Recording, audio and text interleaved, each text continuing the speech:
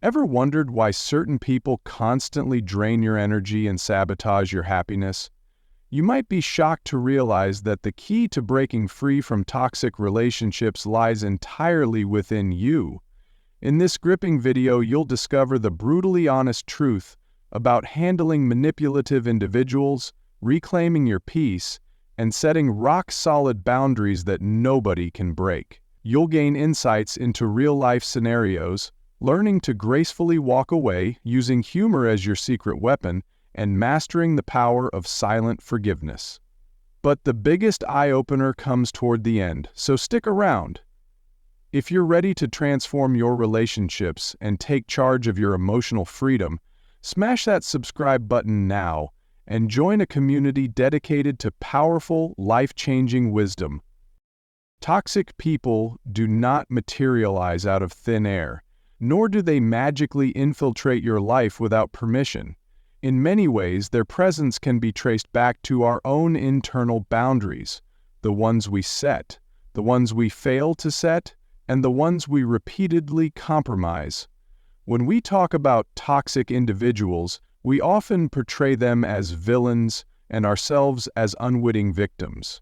However, one of the toughest lessons to absorb is that they remain in our lives largely because we allow them to. This concept may sound harsh, but it also holds the key to regaining personal power.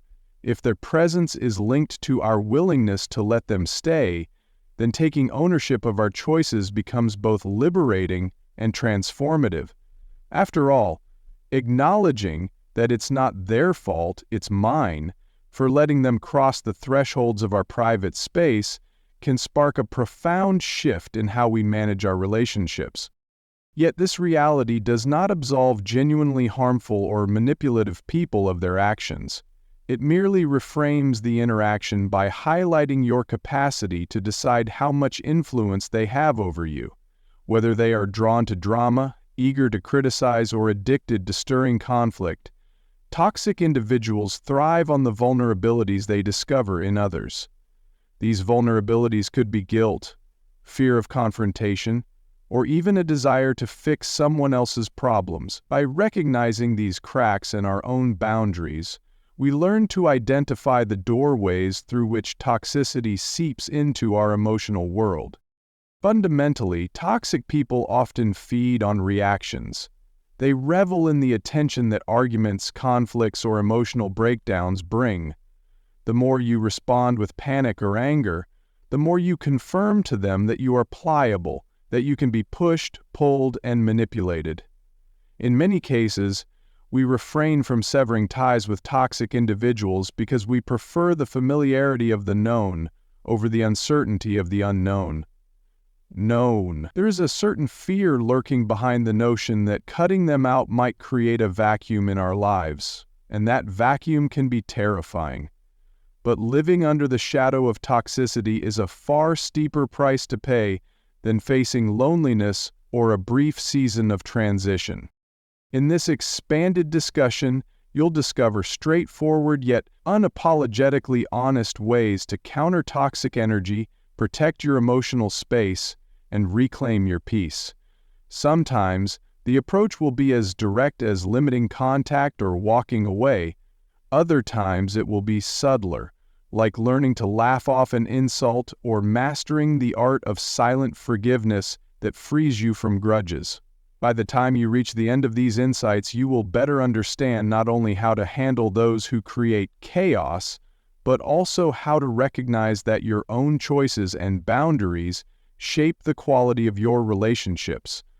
Rather than seeing yourself as a victim of others' toxicity, you can shift to a perspective that empowers you to decide who remains in your personal orbit. This radical accountability might feel unsettling at first, but it will ultimately pave the way for a healthier and more fulfilling life where you hold the reins to your own peace.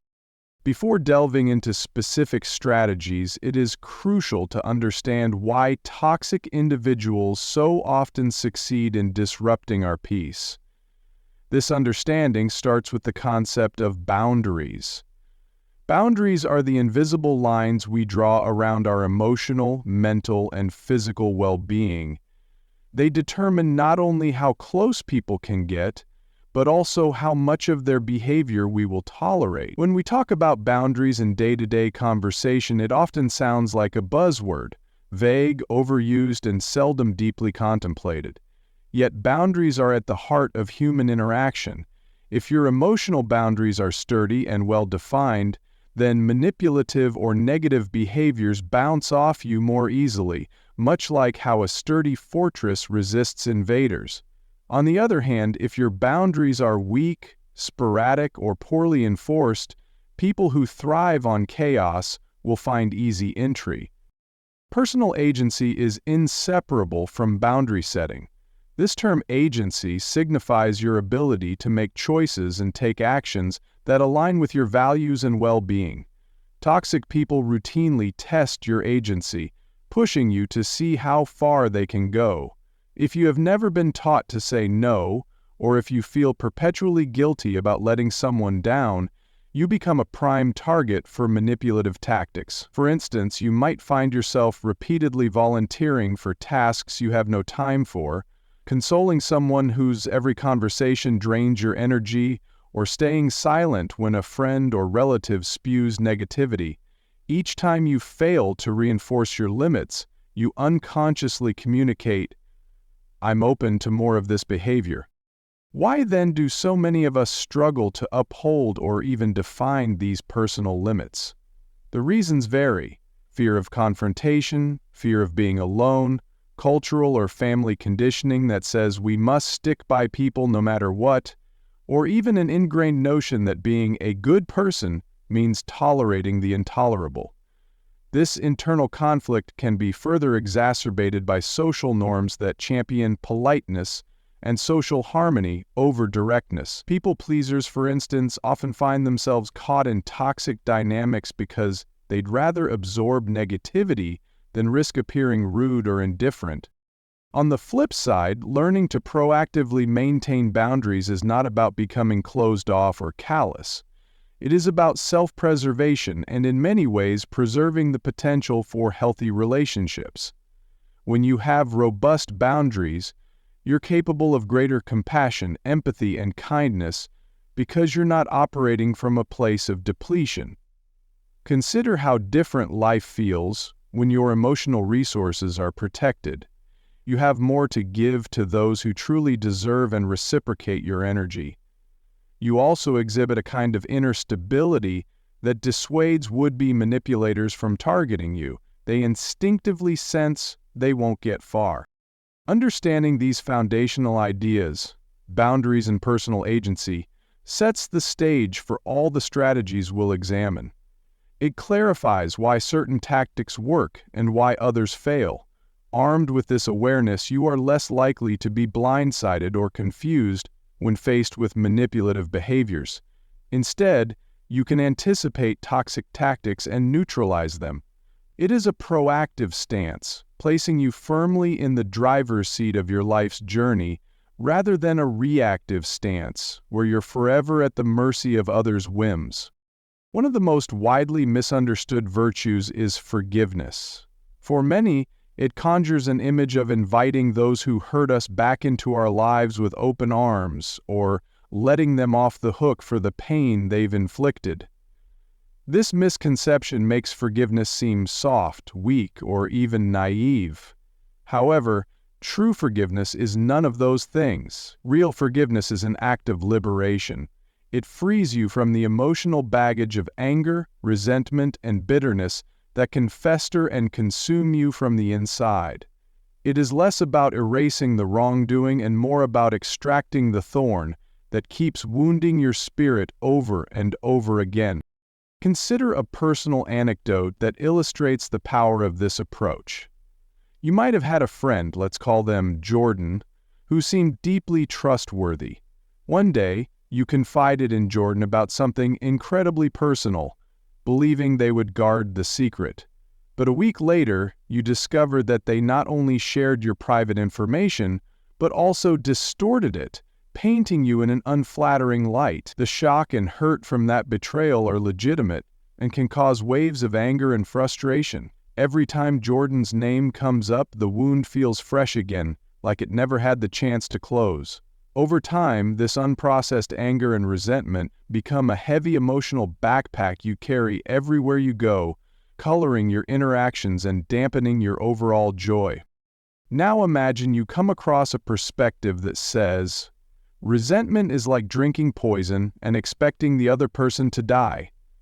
This aphorism underscores a critical insight. The person who benefits least from your hatred or bitterness is you. While Jordan moves on, perhaps not even fully aware of the depth of your feelings, you remain imprisoned by your emotional turmoil. When you decide to forgive, you release yourself from this prison. Importantly, you do not do it for Jordan, you do it for you. Through forgiveness, you acknowledge the hurt, learn what you need to learn, maybe that trust should be earned more carefully, and then choose not to let resentment rule your life. However, embedded within this practice is a caveat. Forgiveness should not be equated with forgetting. Forgetting implies that you nullify the lessons gleaned from the experience, potentially walking right back into the lion's den. Think of forgiveness as healing a wound. You treat it, allow it to mend, and eventually a scar forms. The scar is not a sign of ongoing pain, but a reminder of what you survived and what you should look out for in the future. By remembering the betrayal, you remain cautious and safeguard yourself from repeating the same mistakes.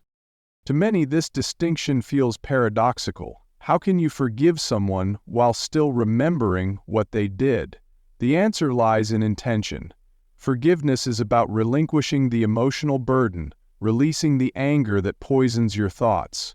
Remembering is about retaining the wisdom that prevents you from being harmed in the same way again.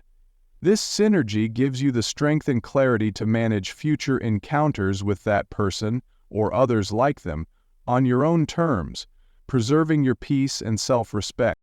Another pivotal strategy in dealing with toxic individuals is to limit their access. It is a somewhat provocative notion because we are often socialized to believe that we must be all things to all people. Yet in reality, not everyone has the right to occupy the most intimate spaces of your life. This principle applies to colleagues, friends, and even family members. If you find that a particular individual consistently disregards your boundaries, saps your emotional energy, or disrespects you, then it becomes not just permissible but necessary to reevaluate the level of contact you allow. Imagine you've always been the go-to person for a friend who incessantly complains about their problems but shows little interest in yours. They call you at odd hours, expecting sympathy and advice. You provide it, only to find that the cycle repeats without any real change or genuine appreciation. Over time, you begin to notice your own energy draining and your patience wearing thin. Despite your exhaustion, you continue to pick up the phone because you fear being labeled unkind or disloyal. But in limiting their access, say, deciding you will only speak during reasonable hours or redirecting them to seek professional help, you're taking a stand for your own well-being. This does not mean you lack compassion. It means you acknowledge your own limitations and recognize that some relationships can morph into a one-way street if left unchecked.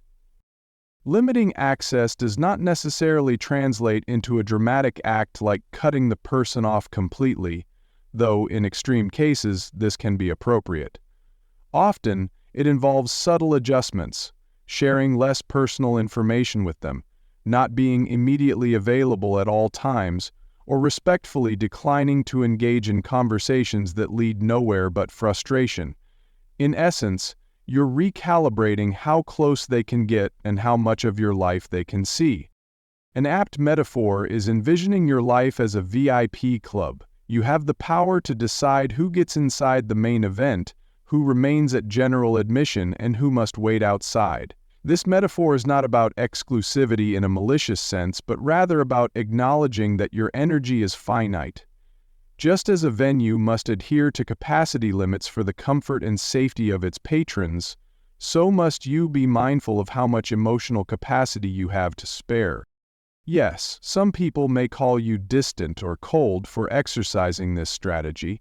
If you've historically been the accommodating, ever-available friend or partner, the shift may shock them. But ultimately, it's better to be respected by a few who understand your worth than to be drained by many who do not. When you start setting higher standards for how people treat you, two outcomes emerge. Those who truly value you will adapt and respect your boundaries, and those who are only there for what they can extract will eventually fade away. Both outcomes serve you. Limiting access, therefore, is not an act of cruelty, but one of self-preservation and emotional health. Sometimes a less direct but highly effective approach to dealing with toxic individuals involves using humor to deflate their negative energy. Toxic people often derive satisfaction from tension, arguments, or emotional upheaval. They anticipate that their rude remarks, passive-aggressive statements, or outright jabs will evoke a strong reaction. When they fail to get the desired response, especially when met with a calm, humorous retort, they lose the emotional grip they might otherwise hold. Imagine a coworker who constantly belittles the way you organize your workstation, calling it unprofessional or chaotic. They do this in front of others, expecting you to be embarrassed, get defensive, or perhaps engage in a confrontation that will feed their appetite for drama. Instead of taking the bait, you could respond with a lighthearted remark, such as, "It's my own signature organized chaos. Albert Einstein would be proud." By adding that little slice of self-assured humor, you shift the energy in the room. The coworker finds no fuel for further insults because their attempt to humiliate you has been met with good-natured confidence rather than indignation. The artistry in this tactic lies in your tone and intent. The humor should be playful, not sarcastic or cruel. Sarcasm can be perceived as another form of toxicity, risking escalation rather than resolution. Genuine lightness, however, signals that you're unshaken and unwilling to be pulled into a vortex of negativity. Just a simple, upbeat, and somewhat self-deprecating joke often suffices to show that you are comfortable in your own skin and uninterested in fighting a pointless battle. Another scenario might involve someone who constantly interrupts you in meetings, attempting to undermine your authority or intelligence. A humorous but direct response could go something like, "I didn't realize we were tag-teaming this presentation.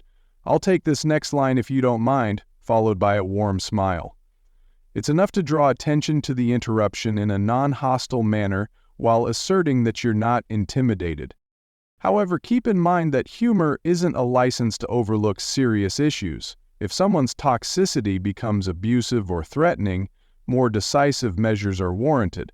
But for those everyday situations where negativity arises from petty or attention-seeking behavior, humor can be a surprisingly powerful shield. It disrupts the expected reaction cycle and can even amuse bystanders, subtly turning the tables on the toxic individual. This skill of comedic deflection is not about trivializing your worth or the gravity of the moment. Rather, it is about demonstrating mastery over your emotional responses. You transform potential conflict into a playful exchange, showcasing resilience and grace. Moreover, by remaining composed, you gain respect from observers who see that you refuse to stoop to the toxic person's level. In a world where drama often draws an audience, your calm lightheartedness becomes an act of silent rebellion. A gesture that says, "I will not let your negativity dictate how I feel or act." Over time, persistent humor in the face of antagonism can even condition toxic individuals to steer their drama elsewhere, leaving your emotional equilibrium intact. There comes a point in certain relationships, be they friendships, romances, or even familial bonds, when the healthiest decision you can make is to walk away. This step is seldom easy. It may feel like giving up on someone or appearing selfish, yet it is crucial to discern the difference between a situation that requires patience and compassion and one that perpetually drains you, leaving you feeling diminished and disregarded. Walking away is not a whimsical choice, it is a boundary of last resort, a definitive statement that you refuse to be a participant in ongoing emotional harm. Recognizing the critical moments when walking away is warranted can be tricky. Many toxic individuals are skilled at feigning remorse or promising to change. They often use apologies as a bandage, offering just enough contrition to keep you engaged. Guilt is another tool in their arsenal. If you leave, you're turning your back on me. These manipulative statements can make you question your moral standing, tapping into your empathy and sense of responsibility. However, sustaining a harmful relationship does not make you virtuous. It makes you vulnerable to continuous damage. Walking away requires the acceptance that you cannot fix the other person. For instance, imagine you're in a long-standing friendship where every interaction leaves you mentally exhausted. You notice that this friend shows minimal interest in your life, unless it serves their agenda. You are merely a sounding board for their problems, and on the rare occasions you need support, they are nowhere to be found. Over time, you begin to internalize their dismissive behavior, wondering if your feelings truly matter. The day you step back and say, "No more," can feel like uncharted territory. Will you be labeled the bad person? Possibly. But at some point, prioritizing your own well-being becomes a greater responsibility than maintaining an unhealthy relationship. Walking away need not be a dramatic confrontation. In many cases, it unfolds gradually. You reduce phone calls or texts, engage only when necessary, and emotionally detach from the outcomes of any interactions. You might think of it as letting the toxic relationship fade into the background. For more severe or abusive scenarios, walking away could involve physically removing yourself from an environment, changing jobs, relocating, or cutting contact. Societal and cultural expectations sometimes complicate this step. For instance, there can be strong pressures to keep family first, even when a family member's actions are persistently hurtful. Ultimately, however, no social norm justifies exposure to ongoing mistreatment. Herein lies a liberating truth. When you walk away, you are not just leaving them. You are walking toward a healthier existence. You allow space for individuals who will treat you with respect and reciprocity. You regain emotional resources that had been tied up in the toxic dynamic. While the initial phase can be painful, accompanied by grief, regret, and second-guessing, it also marks the beginning of healing. Over time, as you cultivate healthier relationships, you'll see the wisdom in having removed yourself from toxicity. In essence, walking away serves as a final, unambiguous boundary that confirms your self-worth and preserves your mental and emotional health. The first 4 strategies: forgive but don't forget, limit their access, use humor to disarm them, and know when to walk away, highlight a common thread: self-empowerment through conscious boundary setting. Each approach zeroes in on a different facet of dealing with toxic individuals, yet they all converge on the importance of recognizing your own worth and refusing to let someone's negative or manipulative behavior derail you. Forgiveness, as we discussed, liberates you from the weight of grudges but does not require you to erase the memory of the hurt. Limiting access acknowledges that not everyone deserves front-row seats to your life. Humor can cut through tension more efficiently than anger, demonstrating both wit and emotional mastery. Finally, walking away serves as the ultimate line in the sand, a testament to your resolve to live free of persistent harm. These strategies also reflect a spectrum of responses. You begin with inward work, like recognizing the power of forgiveness, and progress outward toward more definitive boundaries, such as telling someone they no longer have a seat at your table. This spectrum acknowledges that not all toxic relationships are the same. Some can be managed with a shift in how much you share or how often you engage. Others may require total disconnection. The beauty lies in your ability to choose based on your unique circumstances. Additionally, a hidden benefit emerges as you implement these strategies. You start to see your own growth in real time. Situations that once triggered anger or anxiety become easier to navigate. Instead of feeling helpless, you sense your own resilience.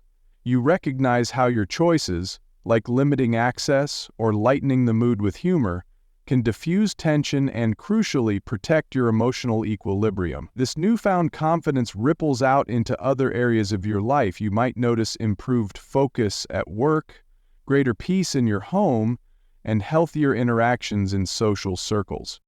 The challenge, of course, is consistency. Toxic individuals often test boundaries persistently. They will see if your shift in behavior is merely a phase or a genuine lifestyle change.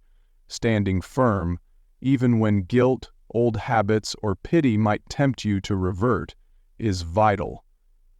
With each test you pass, you reinforce the fact that your inner peace is not a bargaining chip. Over time, you will likely observe that persistent toxic influences either adapt by respecting your boundaries or fade away, seeking more pliable targets. As we transition to Part 2, keep in mind that no single approach fits every scenario. Life is nuanced, and human relationships are layered. What matters most is that you remain anchored in self-awareness and self-compassion.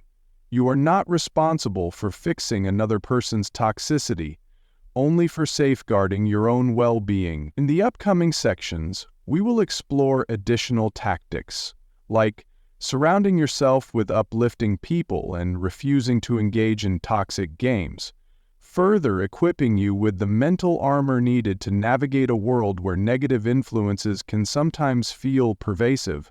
By embracing the power and freedom that come with mindful boundary setting, you reclaim authorship of your own story, ensuring that no one else's negativity overshadows your goals and sense of self. Having addressed 4 core strategies in Part 1 covering the spectrum from forgiveness to walking away, you have already laid a strong foundation for dealing with toxic individuals. You have established the importance of setting boundaries, releasing emotional baggage, and confidently withdrawing from untenable relationships. Part 2 builds on this groundwork by emphasizing proactive cultivation of a positive environment and disciplined refusal to engage in toxic behaviors. If Part 1 was about establishing and fortifying your perimeter, Part 2 is about turning your focus inward, strengthening your mental and emotional resources, and enriching your social ecosystem so that toxicity finds fewer and fewer footholds. A vital shift occurs when you move from a primarily defensive stance, reacting to toxic behaviors as they arise, to a more expansive approach that proactively shapes your life's environment. Think of it this way: a gardener who only weeds the garden but never plants anything beautiful might end up with bare soil, still vulnerable to new weeds. Conversely, a gardener who both removes weeds and sows healthy seeds ends up with a flourishing garden, naturally resistant to invasive plants. In the same manner, once you have begun extracting harmful influences, the next step is to surround yourself with uplifting people and constructive mindsets that fortify your emotional health. Another crucial evolution at this stage is your capacity to say no. If Part 1 taught you the significance of placing limits on those who don't respect your boundaries, Part 2 delves into the psychology of declining invitations to negativity. While it sounds simple, refusing to engage is more than just ignoring unpleasantness. It is an active declaration of your values. By consciously deciding not to invest your attention in petty dramas or mind games, you reassert your agency. This assertion is often more powerful than direct confrontation, which can devolve into the very drama you seek to escape. Ultimately, this second phase of strategies will further clarify your vision for how you wish to live. Toxic individuals seldom flourish in environments where positivity, genuine care, and self-respect are not just spoken about but consistently practiced. As you refine your social circles to include more uplifting influences, you'll find yourself becoming less susceptible to negativity. This transformation also has a ripple effect. People with better intentions tend to be drawn to those exuding confidence and kindness, further expanding your network of supportive, like-minded individuals. In the following paragraphs, you will discover the deeper value of forging strong alliances with uplifting people, the power of simply refusing to play someone else's manipulative game, and the immense impact of maintaining unwavering focus on your own life's purpose.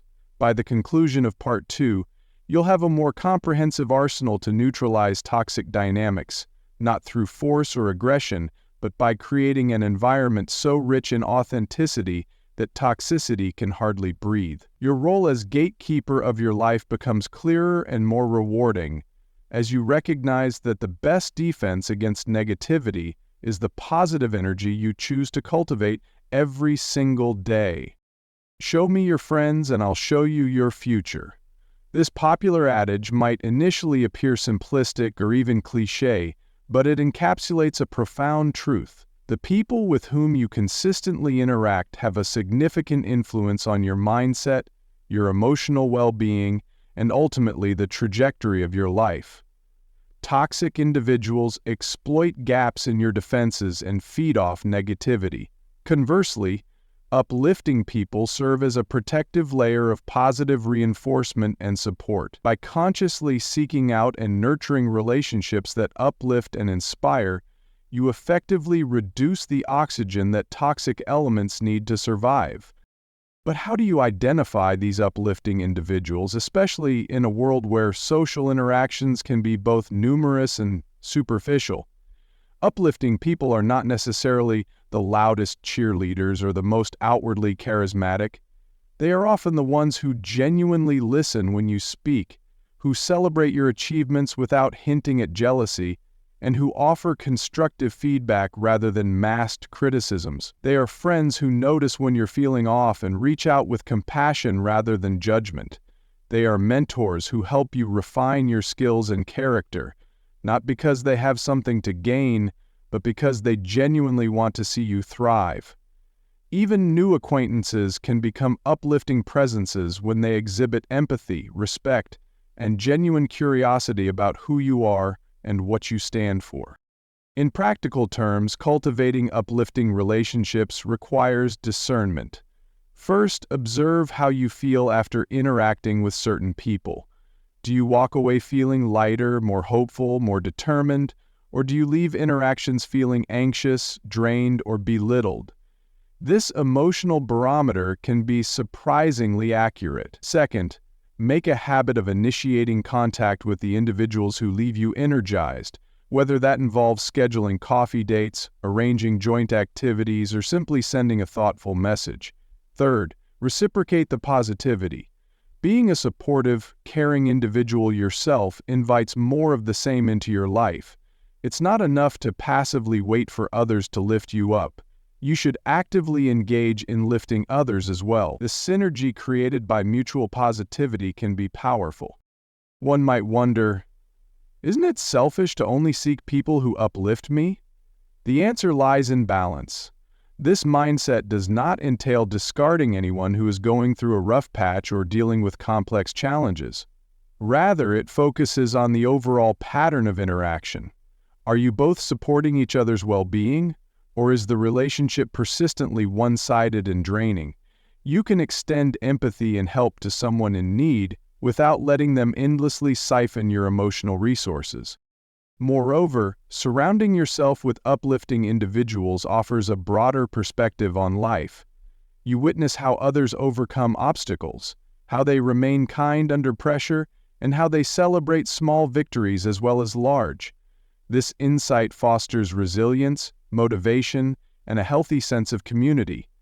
Toxic individuals might try to isolate you or keep you embroiled in their problems. Uplifting people remind you that there is more to life than conflict or negativity. Their encouragement, compassion, and healthy boundaries serve as a roadmap for how to live with greater contentment and purpose. Building an uplifting environment is not merely about handpicking a handful of positive people and hoping for the best. It also involves consistently evaluating and refining your social circles, especially as you grow and your circumstances evolve. As you progress in life, switching careers, experiencing personal epiphanies, or venturing into new passions, your definition of uplifting might shift. Perhaps your old college friends were a fantastic source of fun and camaraderie at one point, but now their incessant negativity about the future leaves you feeling bogged down. Growth often demands that you recalibrate who you spend most of your time with and how you invest your emotional energy. When you consciously select uplifting company, you also learn about yourself. You begin to see what qualities you most admire in others: resilience, empathy, ambition, generosity, or creativity. When you connect with individuals who embody these attributes, you're naturally inclined to cultivate them within yourself. This aligns with the psychological principle that we often mirror the emotional and behavioral patterns of those around us. If you frequently interact with people who demonstrate emotional intelligence, listening without judgment, offering balanced perspectives, your own capacity for empathy and thoughtful communication is likely to flourish. Yet, striking a balance is essential. Over-idealizing certain people can lead to disappointment when their own flaws surface. Uplifting individuals are not saints. They have their bad days and human shortcomings. The difference lies in their willingness to acknowledge mistakes, apologize sincerely, and strive for improvement rather than doubling down on toxic patterns. Mutual respect and growth become the backbone of any robust friendship or partnership. Over time, such relationships create a supportive ecosystem, one that fosters emotional and mental well-being in a manner that is sustainable. Additionally, the process of surrounding yourself with uplifting people may also reveal certain challenging truths. You might discover that some relationships you once viewed as safe or comforting are actually stunting your emotional or intellectual growth. Realizing this can be jarring, especially if strong history or shared experiences bind you together. Nevertheless, part of honoring your newfound boundaries means accepting that not everyone you've known can continue with you on the path you are forging. This is not about moral superiority. Rather, it's about acknowledging that you deserve to invest in and be around those who encourage your aspirations and healthy self-image. On a broader scale, consider how uplifting relationships can reshape your worldview. Conversations transform from complaints and gossip to discussions about future plans, personal development, creative ideas, and community-building efforts. Constructive dialogue replaces empty chatter, and genuine concern for each other's welfare replaces surface-level pleasantries. In time, you grow to appreciate how a supportive network buffers you against life's inevitable challenges. While no environment is entirely free from conflict or difficulty, having steadfast allies by your side can make navigating crises less overwhelming.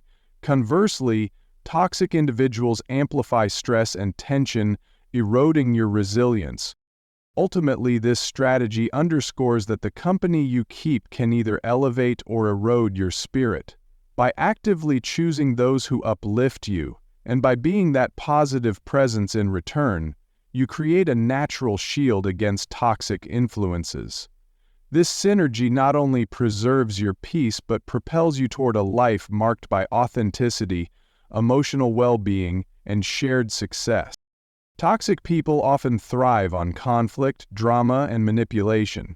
One of their most effective tactics is the ability to bait others into emotional reactions. They might hurl an insult, craft a guilt-tripping narrative, or twist facts to provoke you. The moment you engage, whether through anger, defensiveness, or prolonged argument, you have stepped onto their battlefield. To truly neutralize toxic influences, a powerful shift in approach involves refusing to play the game entirely. This does not mean you become a passive bystander to your own life. Instead, it means you strategically choose when and how to respond, retaining control rather than succumbing to emotional puppetry. Consider a scenario at the workplace. A colleague who incessantly gossips, stirs up rumors, or tries to pit team members against each other.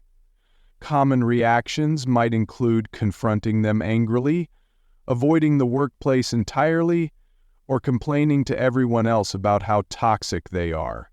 Each of these responses, although understandable, still invests emotional or mental energy in the situation. Refusing to engage means taking a different route, maintaining professionalism, addressing direct tasks, and calmly stating boundaries without getting enmeshed in their antagonistic script. If they approach you with gossip, a succinct, "I'm not interested in discussing that," can be more disarming than a long-winded debate about workplace ethics. This strategy is especially effective in personal relationships, where emotional entanglements often run deep. You might have a relative who constantly criticizes your life choices or trivializes your accomplishments. Each time they voice their negativity, you feel a compulsion to defend yourself, elaborate on your decisions, or prove your worth. The more you protest, the more fuel they gain for further criticism. By contrast, refusing to engage can be as simple as a polite smile, a concise statement like, "I appreciate your concern," and then a shift in subject or a smooth exit from the conversation. The crux of refusing to engage lies in emotional composure. Toxic individuals rely heavily on triggering you. Their satisfaction often comes from watching you squirm under criticism or scramble to justify yourself. When you remain calm, unruffled, and uninterested in a tug-of-war, they lose leverage. This approach might initially confuse or frustrate them because it deviates from the script they're used to. Over time, many toxic people cease targeting those who no longer provide the emotional reactions they crave. Some might argue that refusing to engage equates to avoidance or appeasement. However, true non-engagement is a strategic stance rather than a retreat. You may address concerns or request change if necessary, but you do so on your own terms and without emotional entanglement. A neutral or measured response can often be more impactful than a heated confrontation. This shift also spares you from the internal turmoil of rehashing arguments and absorbing negative energy. Admittedly, this approach is not always easy. It can test your patience and emotional discipline, especially if the toxic person is someone you care about or must regularly see. Yet the long-term benefits, greater mental clarity, reduced stress, and a clear demonstration that you will not be manipulated, make it a worthy endeavor. In essence, refusing to engage liberates you from the dysfunctional dance that toxic individuals choreograph, allowing you to preserve your well-being and dignity. Refusing to engage is a nuanced skill that becomes more refined with practice. At its core, it rests on the principle of selective attention. You consciously decide which remarks, situations, or provocations warrant your focus. This principle is deeply rooted in Stoic philosophy, which emphasizes that while you cannot always control external events or people, you can control your reactions. A toxic person might argue, cajole, or antagonize, but their words only gain meaning when you choose to invest them with emotional weight. Learning the art of refusing to engage often begins with recognizing patterns. Toxic individuals typically repeat certain strategies, accusations, guilt trips, backhanded compliments, to see how you'll respond. By pinpointing these triggers, you can mentally prepare alternative responses or choose silence. Suppose a sibling constantly criticizes your career path. After a few such incidents, you might decide that every time they bring it up, you will respond with, "Thank you for sharing your thoughts," and shift the conversation. Initially, this can feel awkward, especially if you are used to countering their criticism with lengthy explanations. But with persistence, you'll discover that the urge to defend yourself fades, replaced by a calm sense of self-assuredness. Moreover, refusing to engage does not mean turning a blind eye to injustice or serious violations. In situations involving harassment, abuse, or legal matters, Proactive measures such as reporting to authorities or seeking professional intervention are essential. The principle of non-engagement applies primarily to pointless conflicts or attempts at emotional manipulation. It's a method to preserve your emotional energy for situations where it truly matters, and to prevent toxic individuals from gaining undue influence over your psychological state. Another dimension of this approach is learning to be comfortable with silence. Many people rush to fill conversational gaps, especially during tense interactions. Toxic personalities capitalize on this discomfort to steer the narrative their way. By pausing thoughtfully, you convey that you are neither flustered nor easily swayed by their emotional tactics. Silence can be a potent form of communication, sometimes more powerful than any retort. It conveys self-control and subtly indicates that their attempts to goad you are futile. One of the most empowering outcomes of refusing to engage is the realization that you do not owe anyone an emotional reaction. Your energy and attention are privileges you bestow, not entitlements others can demand. This mindset shift fosters a greater sense of autonomy and self-respect. You start to notice that you have more room in your life for meaningful endeavors, hobbies, relationships, personal goals, because you're no longer preoccupied with defending yourself against petty drama. In essence, the strategy of refusing to engage liberates you from emotional servitude to those who thrive on negativity. It dismantles the cyclical nature of arguments and frees up mental resources that can be directed toward constructive pursuits. By practicing selective attention, embracing well-timed silence, and maintaining emotional composure, you become far less susceptible to toxic manipulation. Over time, this new dynamic can even reshape your interactions, as toxic individuals either adapt or realize their efforts to provoke you are in vain. When grappling with toxicity, a critical yet often overlooked defense is a clear sense of personal purpose. Toxic individuals excel at distraction, creating drama, stirring up conflict, and manufacturing crises that demand your time and energy. If you do not have a guiding star that anchors your choices, it is easy to be swept into their vortex of negativity. Conversely, when your life is driven by a larger mission or overarching goals, toxic distractions lose their allure. You become more discerning about how you spend your mental bandwidth because you recognize that every moment or ounce of energy squandered on someone else's chaos is time taken away from your growth, your dreams, and your well-being. Your purpose need not be grandiose. It can be anything from pursuing a certain career path, fostering a loving family environment, developing a creative skill, or volunteering for a cause you deeply care about. The significance lies in how deeply it resonates with you. The clarity of knowing what you want to accomplish and the kind of person you aspire to be makes it easier to set boundaries, because any request or interaction that conflicts with your purpose naturally becomes less compelling. For instance, if you are passionately working on a writing project, repeated invitations to pointless gossip sessions or nightly bar crawls become less appealing. Your alignment with your goals acts like a magnet, pulling you forward and keeping you grounded. That said, merely setting a goal is not enough. You must actively nurture it. This could involve daily rituals like journaling, meditating, or creating vision boards, or routine check-ins where you assess your progress and recalibrate if necessary.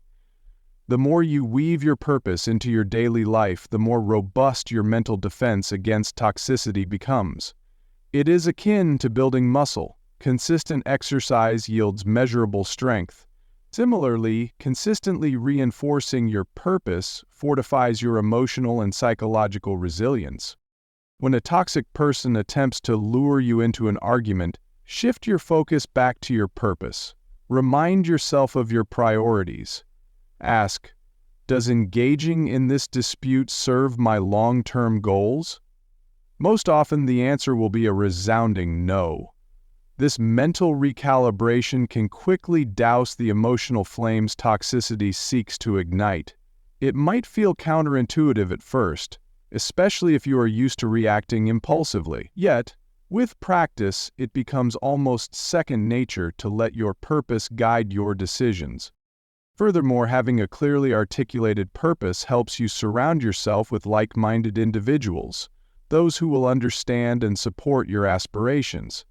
When you share a strong vision for the future, you become part of a network or community that reinforces positive behavior and mutual respect. Toxic individuals, sensing they cannot easily infiltrate this circle or undermine your resolve, might either back off or transform their tactics, finding you less susceptible than before. In the end, staying focused on your purpose is not just about achieving external success. It is about preserving your sense of self. It asserts that you will not be waylaid by petty provocations or manipulative games. Your goals act as a compass, ensuring you move through life with intention, clarity, and an unwavering commitment to what truly matters. As this alignment grows stronger, toxicity becomes a distant echo, overshadowed by the compelling narrative of your own self-determined journey. Part 2 delved into 3 potent strategies: surrounding yourself with uplifting people, refusing to engage in toxic games, and staying focused on your purpose. Each of these tactics operates from a position of strength rather than mere defense, thereby expanding your emotional bandwidth and fortifying your resilience. The underlying principle is this: when you fill your life with genuinely supportive relationships and a compelling mission, toxic forces struggle to gain traction. They find fewer openings to exploit because your values, goals, and social support form a robust shield against negativity. By being intentional about the company you keep, you foster an environment in which positivity and mutual respect can flourish. Uplifting individuals not only buoy your spirits, but also challenge you to become better, fueling a cycle of growth. This shift in your social ecosystem exposes how draining your previous entanglements might have been, further affirming the decision to pursue healthier connections. In such an enriched environment, petty attempts at manipulation or gossip lose their allure. You have more meaningful conversations to engage in, more profound ideas to explore, and more uplifting energies to exchange. Refusing to engage in toxic games is another critical step toward regaining control. Rather than being a silent bystander, this approach transforms you into a conscious decision-maker. You selectively choose when to respond and when to withhold your reactions, thereby depriving toxic individuals of the emotional feed they crave. This not only conserves your internal resources but also sends a clear message about your personal standards. Over time, consistent non-engagement can alter how others treat you, as they realize their usual tactics no longer yield the desired results. Finally, anchoring all of this is the strategy of remaining focused on your life's purpose. Having a clear mission, big or small, acts like a compass, steering you away from distractions and trivial conflicts. It becomes easier to detect toxic influences because any energy that doesn't serve your goals or values stands out in sharp relief. Your time and mental space become too precious to squander on fruitless arguments. Moreover, your dedication to meaningful pursuits draws new opportunities and supportive individuals into your orbit, further reducing toxicity's foothold.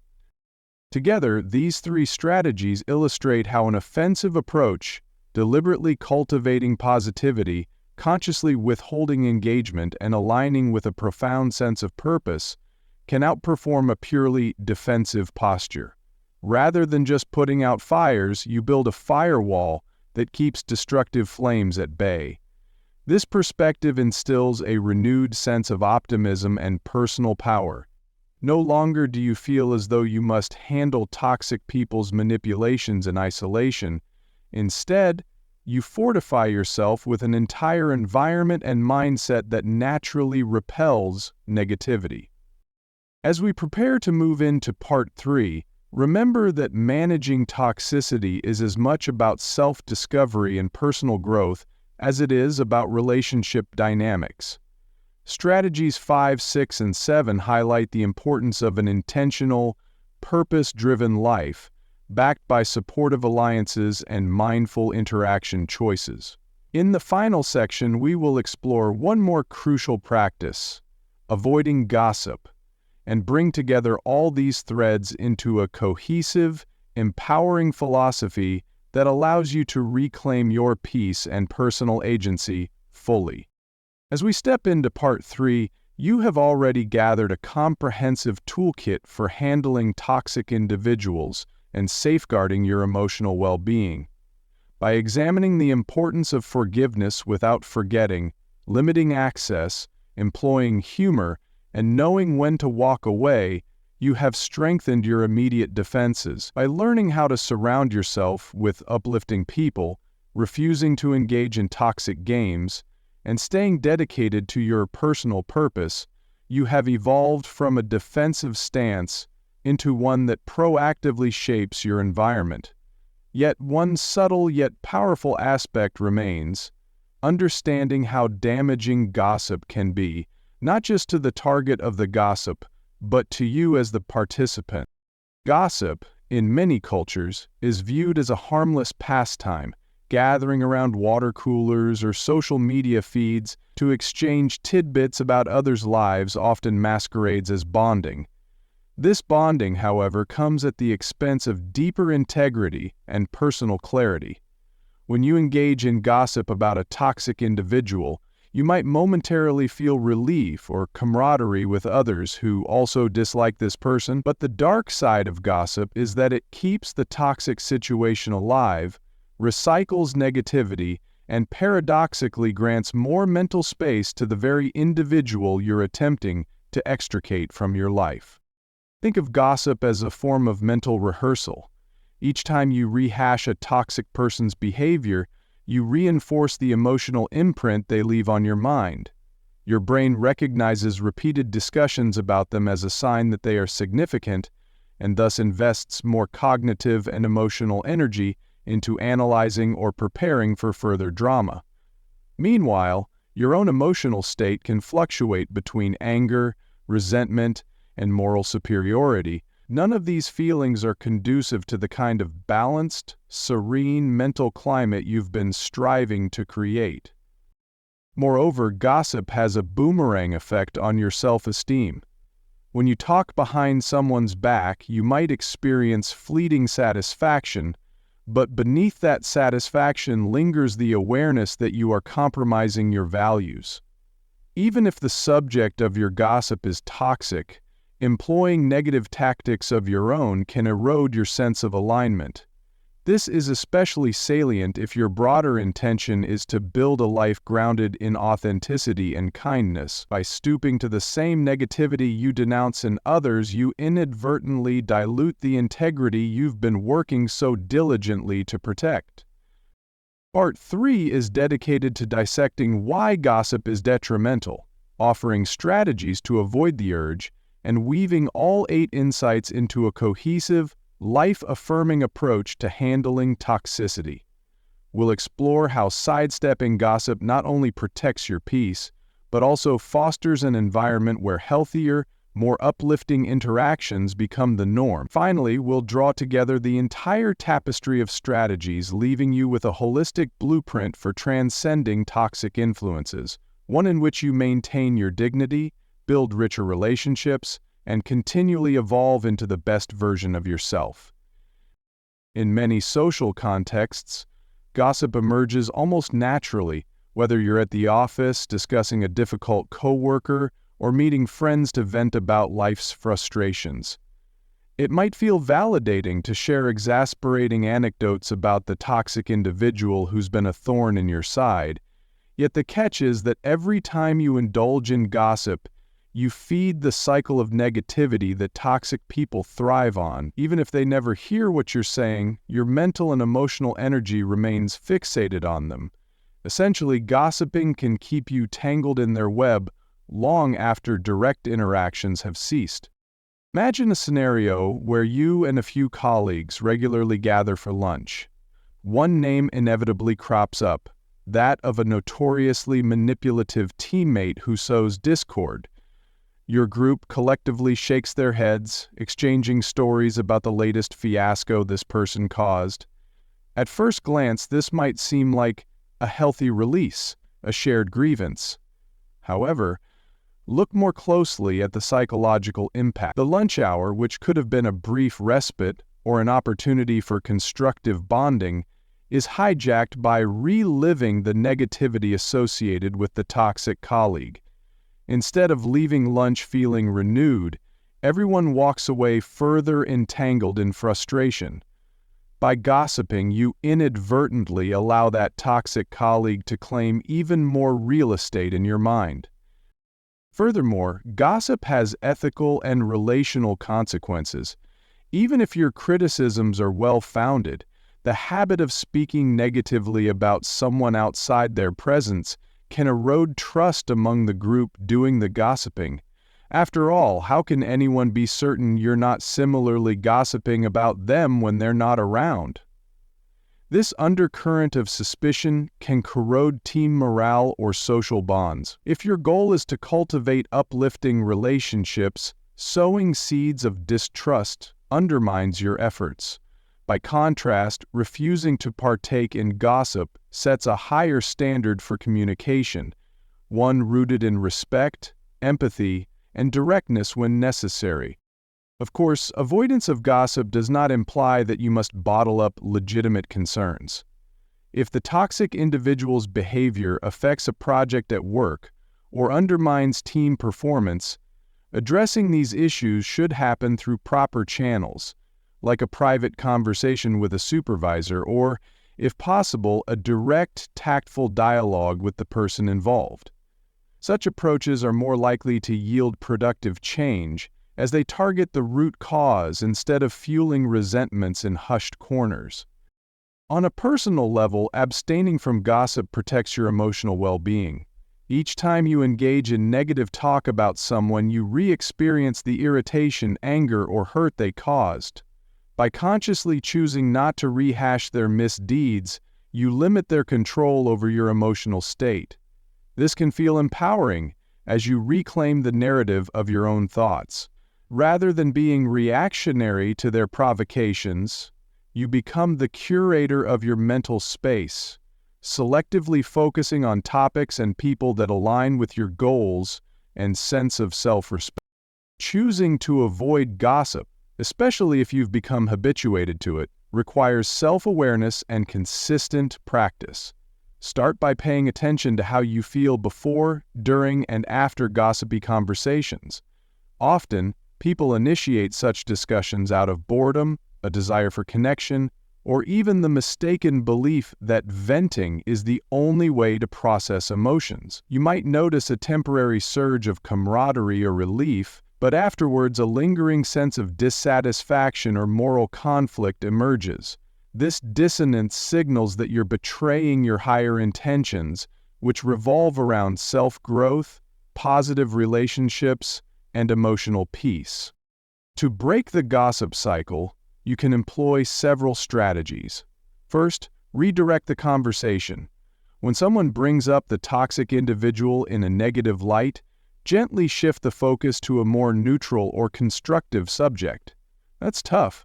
How about we brainstorm ways to handle it directly, or maybe talk about something else more uplifting? This signals to others that you are not interested in dwelling on the negativity. Second, if you're in a space where you cannot easily change the topic, like an office meeting or a forced social setting, practice the art of quiet non-participation. Respond with neutral remarks such as, "I see," or "That's your perspective," without adding fuel to the conversation. Over time, people will learn that you are not receptive to gossip and will either curb their commentary around you or find another audience. Another powerful approach is to question your own motives. Ask yourself why you feel inclined to share details about this toxic individual with someone else. Are you seeking validation, sympathy, or a feeling of superiority? Recognizing these underlying motivations helps dismantle the impulsive drive to gossip. By directing compassion inward, reminding yourself that you deserve healthier modes of expression, you gradually shift away from harmful conversation patterns. Instead of indulging in gossip, you might opt to journal privately about your frustrations or speak with a counselor who can guide you in a more solution-oriented direction. Finally, remember that avoiding gossip is about preserving your integrity as much as it is about disempowering the toxic person in your mind.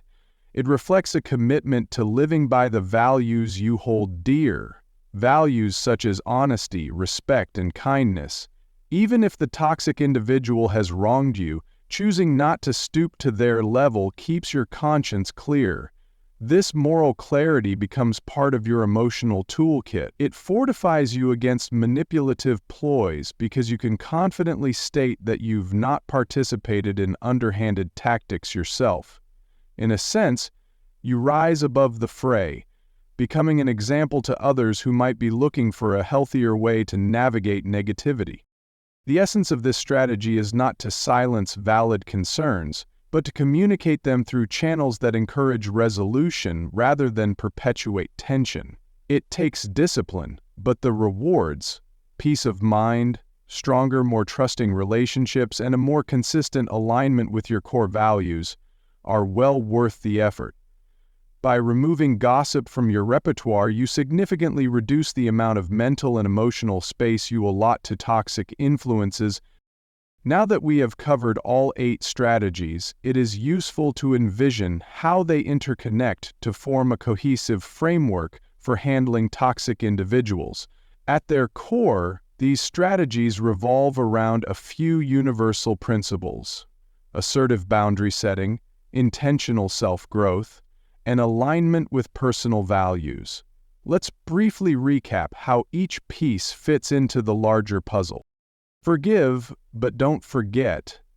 This practice frees you from the burden of resentment while preserving the lessons you have gained. Far from letting anyone off the hook, it serves as an emotional purge, allowing you to move forward without the poison of unresolved anger. Limit their access. This step respects your emotional and mental well-being by determining who gets the privilege of proximity. Not every person, even if related by blood or bound by history, deserves unlimited access to your life. Use humor to disarm them. A light-hearted approach can swiftly dismantle tension. It communicates confidence and emotional autonomy, showing that you won't be dragged into confrontations designed to rattle you. Know when to walk away. Sometimes the most compassionate act for both parties is a clean break. This boundary of last resort underscores your willingness to prioritize your mental health when no other solution suffices.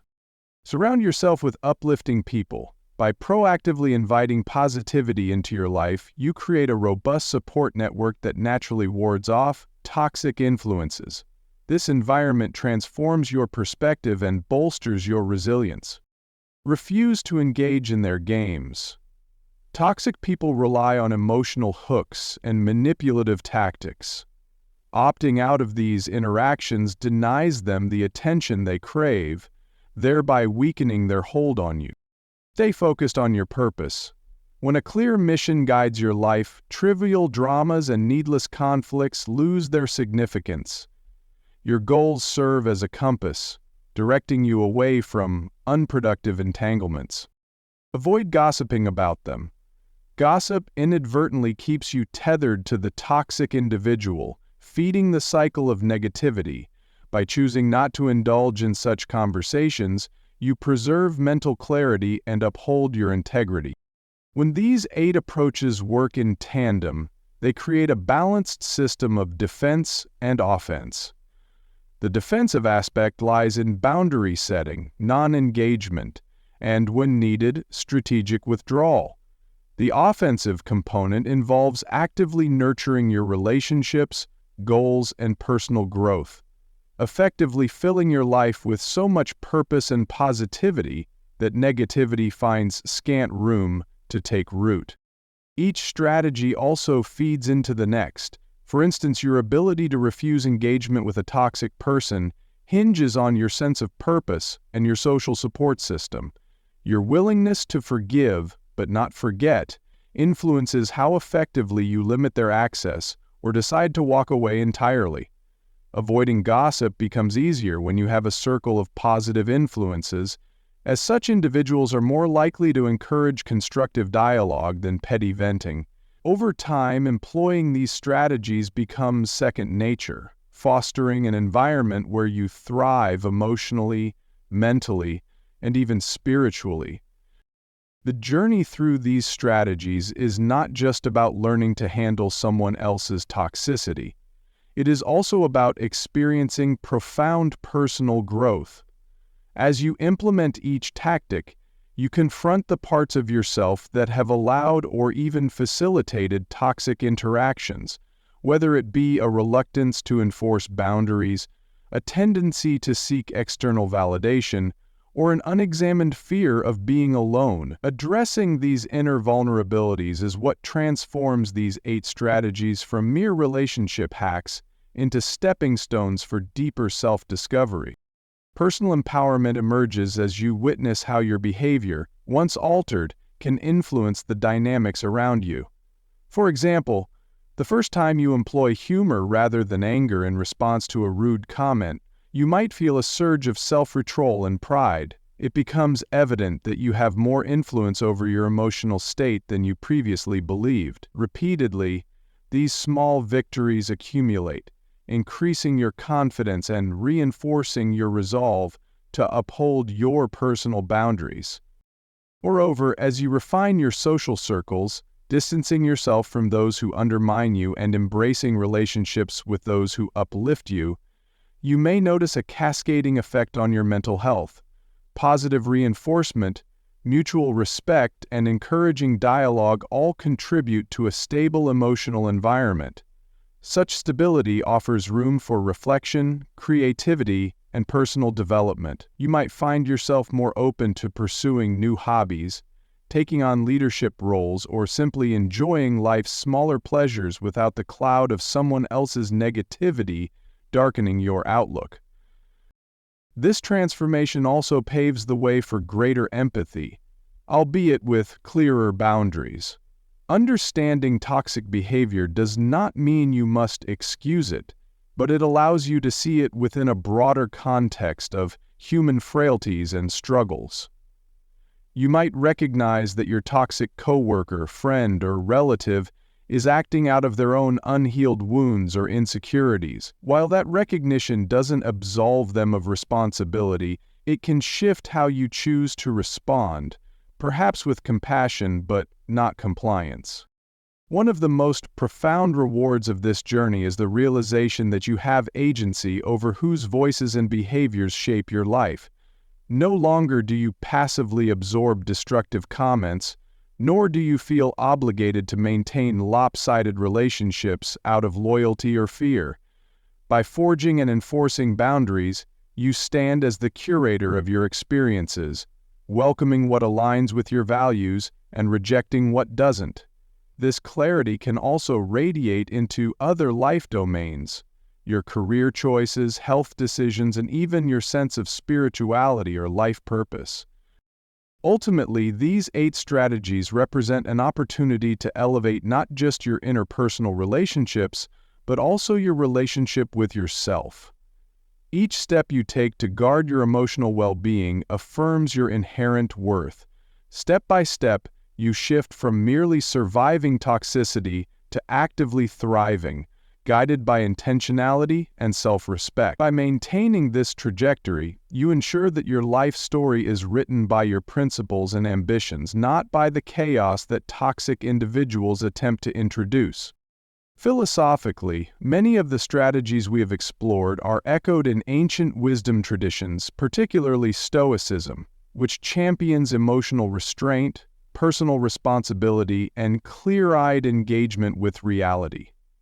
The Stoics would advise individuals to distinguish between what they can control, their own thoughts, emotions, and actions, and what they cannot, the opinions, words, and behaviors of others. Applied to dealing with toxic individuals, this means understanding that you cannot eradicate toxicity from the world, but you can certainly choose whether or not to participate in it. Forgiveness without forgetting aligns with the Stoic practice of assenting only to what is rational and healthful. You release resentment and irrational clinging to past harm, but retain the memory and lessons, a rational acknowledgement of lived experiences.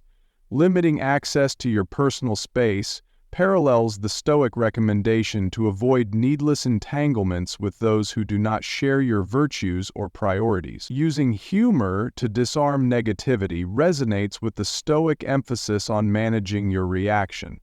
By seeing the absurdity in toxic behaviors, you refuse to be consumed by them.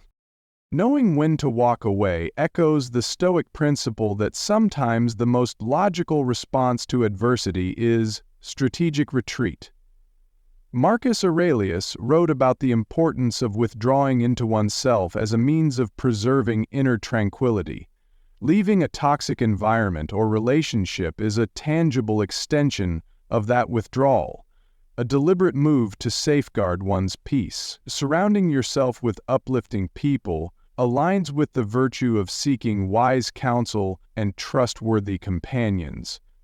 Common advice in many philosophical schools, refusing to engage in toxic games finds support in the Stoic teaching of not allowing external provocations to disturb your equanimity. Seneca cautioned against letting petty insults or goads diminish one's composure, advising instead to maintain calm detachment. This approach becomes more feasible when anchored to a clear purpose, a core Stoic notion that living in accordance with one's reasoned ideals is paramount. Finally, avoiding gossip about toxic people can be seen as an application of temperance and justice. You abstain from harmful speech and, in doing so, retain your moral clarity.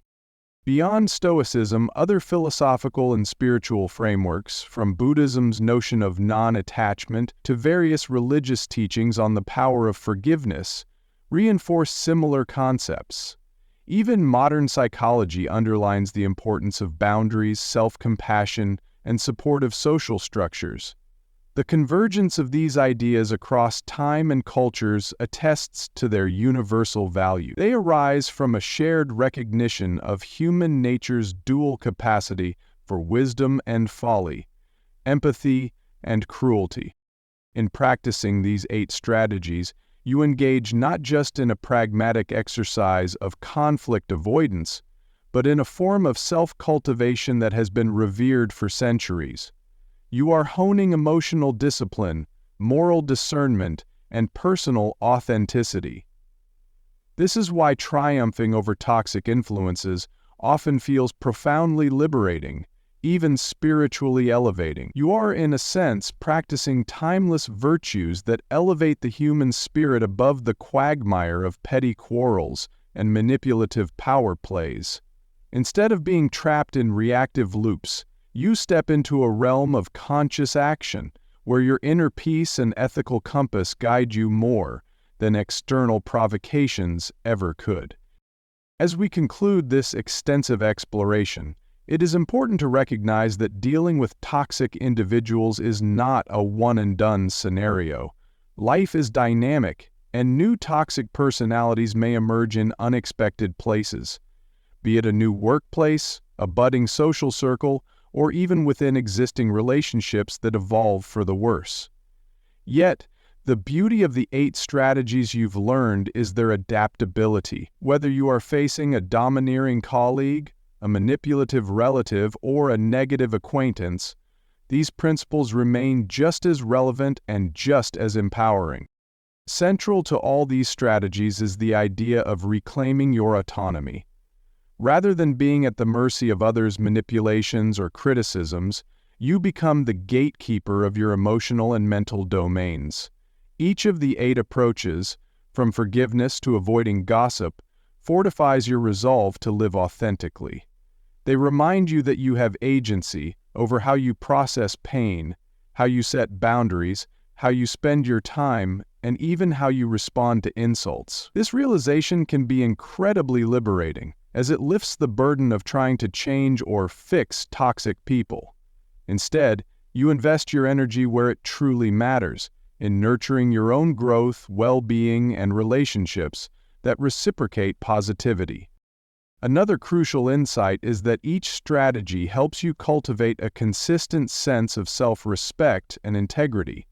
When you forgive but do not forget, you honor your emotional healing while preserving valuable lessons. By limiting someone's access or knowing when to walk away, you assert that your peace is non-negotiable, refusing to engage in games and avoiding gossip, reflecting a commitment to higher values. Through humor, you showcase resilience and wit, emphasizing that your emotional equilibrium is not easily rattled. And by surrounding yourself with uplifting people and staying focused on your purpose, you create a life so rich in meaning that toxicity barely has room to breathe. These strategies also pave the way for future self-improvement. The more you reinforce healthy boundaries and mindsets, the more natural they become. Self-reflection deepens. You may find yourself recognizing potential red flags earlier, identifying your own triggers more accurately, and fostering resilience. Over time, this heightened awareness makes you less susceptible to manipulation. You emerge as a person who respects others' dignity but also demands that your own be respected, thereby inspiring similar behavior in those around you. In practical application, do not be disheartened by occasional setbacks or relapses. Changing old habits, like engaging in gossip or rushing to defend yourself, is a gradual process. Celebrate incremental successes as evidence that you are moving toward a more peaceful, self-possessed version of yourself. Each time you successfully apply one of these strategies, you reinforce a new pattern that prioritizes your serenity and aligns with your core values.